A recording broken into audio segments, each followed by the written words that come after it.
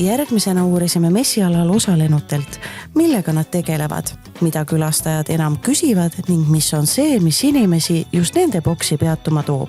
Aga miks mitte, et meil on Eesti kõige populaarsem e-tuleohutuskoolitus, millel on üle 30 000 kasutaja. Lisaks on meil e-õppe platvorm, mis on väga mugavasti ja lihtsasti kohandatav ükskõik millise ettevõtte tarbeks.